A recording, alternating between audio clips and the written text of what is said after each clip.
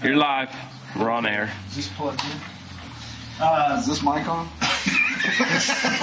Yeah, we're going to rehook a blade. This is a blade that's been filed down and worn out completely. See if it'll hook into that plug.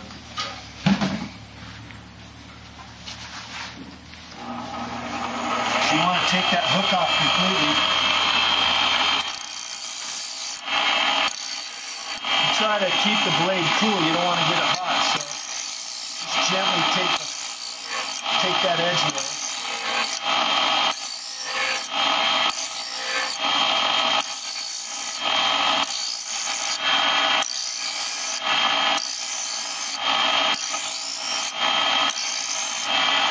Until it's totally gone. And it gets hot. And then you put your bevel on it. And again, you don't want to get the blade hot. So you don't push real hard on the wheel. You just let it grind lightly and you go back and forth. And the more arc you put on it, the deeper the scrape you're going to get.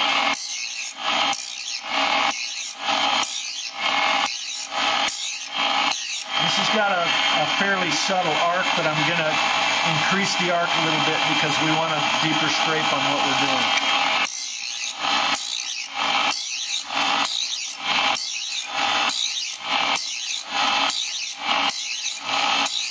If the tips turn blue, that means you're getting it hot. And if you do, then you just grind it back off lightly.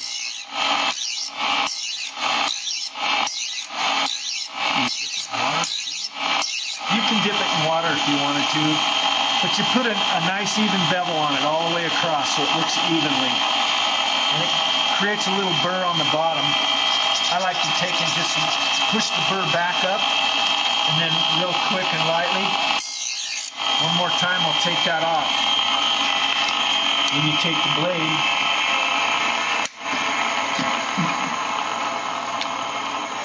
and put it into the machine over here with the bevel facing the carbide rod. And you set the blade down in to where it's sticking up about 1/8 inch on both sides. And lock it down. And looking for that oil, that little bottle of oil just sitting here. You can put this on a little Q-tip is easier, but just put a little bit of oil on there, and set this all the way to the lowest setting, and real lightly, start out real lightly to get the very tip of it started. You don't want to do a lot of pressure right off the bat, but slowly increase the pressure. Not a lot yet. You're still working up to a little bit more pressure. And I find out if you do more strokes back and forth on the lowest setting is better than doing the same amount of strokes in 3 different settings. So I'll do maybe even 60 strokes on the lowest setting first. And I don't really count, but I'll just look at the hook to see how big of a hook you want, because that's where you're going to gain the biggest hook, if that's what you want is a big hook. You don't necessarily want a big hook all the time.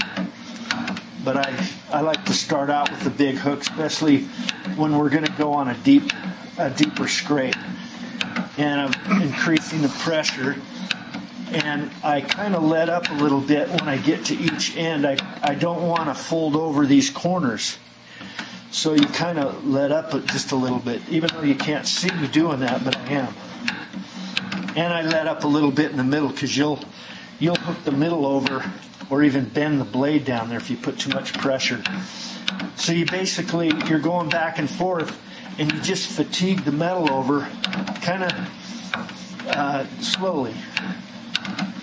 And not real gentle, but your more strokes are better than less strokes and more pressure. So more strokes, less pressure is better. Then you don't crack the metal. If you see that your hook blade is all cracked, like this one, you can get in real close. You can see how rippled it is. That's from bending it over too fast. So you'll get a nice smooth hook by going slower. Just focused? It's not focused.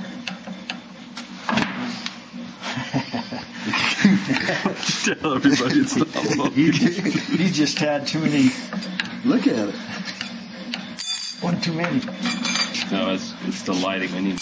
But the more you get it hooked over, the more pressure. See, I'm putting a lot more pressure on it now than I was at first.